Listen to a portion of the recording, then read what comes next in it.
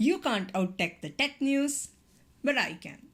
So let me do it for you. So our first story for the day is Battlegrounds Mobile India. PUBG Mobile, a very popular shooter game for both iPhones and Androids, was pulled from their respective app stores late last year based on the fact that the publisher, Tencent Games, is a Chinese company. Now, a lot of loyal fans were saying that the game would soon be reinstated because the PUBG corporation, the corporation that signed off these games, are Korean. Last week, the PUBG Corporation's parent company, Krafton, has announced that Battlegrounds Mobile India is a game that is going to be coming back to India, which is a Battle Royale style game. It is basically PUBG Mobile but tailor-made for India and trying to distance itself from the PUBG Mobile brand. It has even gone to an extent where Krafton has issued a statement asking creators to not refer to the game as PUBG Mobile but as Battlegrounds Mobile India, as it is its own entity and has nothing to do with Tencent Games. The registrations open on 18th May, that is 2 days ago according to the release of the video,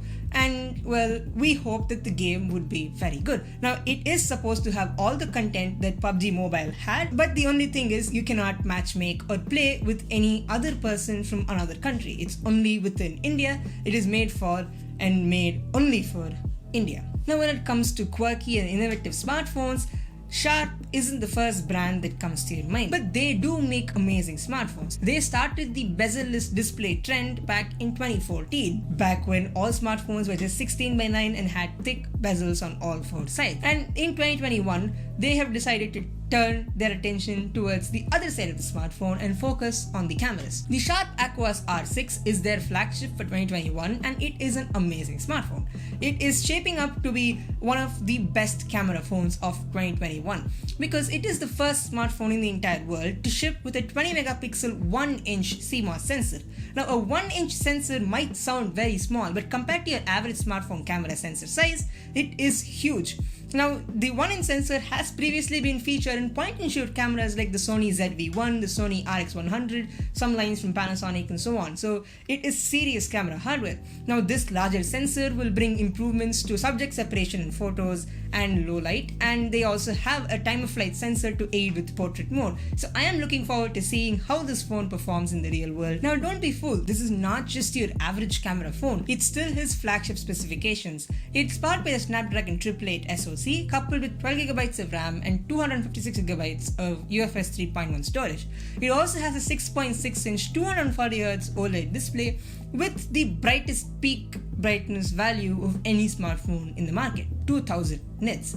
Now, this phone is shaping up to be an amazing smartphone when it comes to the specifications, but only time can tell. Now, John Prosser has leaked the Pixel 6 renders. I've seen them and they look amazing. Now, we do not know anything about the specifications or anything else other than how it looks, but hopefully it will be an amazing phone and hopefully it launches here in India in a respectable price. Now, talking about Google, Google has filed a patent for their own version of an under-display camera. Now, there are other companies working on the same thing, but this is a totally different approach. The current approach that Xiaomi and other companies are taking is to take the OLED panel, make it transparent, and take one specific section of it where the camera is supposed to be and make the pixels there a little less dense so that light can pass through the display. Now, what this means is now there are technically two displays at once. So even though you don't see the camera physically, you will be able to tell where it is because at that place the display will be of much lower resolution. Now, Google has seemed to fix this issue by completely changing the way it works. Now, yes, there is still a cutout in the screen, but under the screen there is a prism with the camera on one side of the prism and the display on the other side. Now, when it comes to day-to-day use, the prism is rotated to be positioned in such a way that the display shines light on the prism, which is reflected back onto your eyes. So it looks uniform, it looks the same. But when you turn on the front camera, the prism will rotate in such a way that instead of reflecting the display, it will start reflecting the camera. So now the camera can capture, kind of like how your 5x optical zoom in your latest flagships work. But this is inside your display and it seems to be shaping up to be something that is viable. Now, I have concerns about the rotating prism on how long it will last and what will happen if it gets stuck midway. But yes, it's still a patent. They haven't yet gone ahead and announced anything with it. Now, amidst all of this, Samsung Display is showcasing their prototypes of their foldable display lines. Now, they have something called the S Foldable, which is a bifold design, which is supposed to be present in a similar form factor as the Z Fold 2. Now, they also have a 17-inch large OLED display, which is, when wide open, the size of your typical computer monitor, and when folded in half, becomes the size of your tablet. Now, they also have a rollable display, which is similar to the concept that LG showed off earlier this year. Apple announces the lossless audio and spatial audio tiers for their Apple Music streaming service.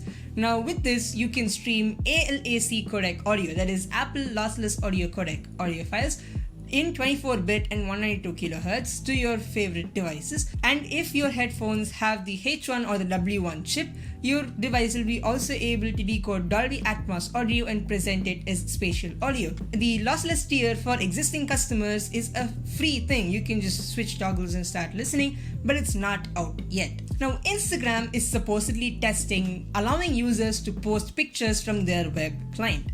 Now, for as long as Instagram has existed, the Instagram.com website has been nothing more than a place where you can browse images and respond to messages. Now, there are workarounds you can use to post from your computer to Instagram, but none of them involve using the desktop website. So, the fact that Instagram is testing this feature is very good, especially for creators who edit their photos, because most of the times our edited files are in our computers and we have to transfer it to our phones to upload to Instagram. They are considering allowing you to crop, edit, add filters, and basically do everything you can in the Instagram app, but on the web version, on their website. Now, it's not clear when this will roll out, but it is supposedly being worked on. Now, Twitter has been working on their Twitter Blue subscription, which is a subscription that, should you choose to pay, will get you a lot more exclusive features. Now, one of those features is collections, which allows you to arrange bookmark tweets into folders. Now, another one is undo tweets, where after you send a tweet, you have a specific time window within which you can just undo a tweet without having it display as this tweet was deleted to other users. So that's it for this week's Blitz news. If you really liked the video, like, share, subscribe, and comment down below. And next week, there will be a new host talking to you about the fresh tech stories of that week. So thanks for watching. We are KineTech, and we'll see you the next one. It is powered by the Snapdragon.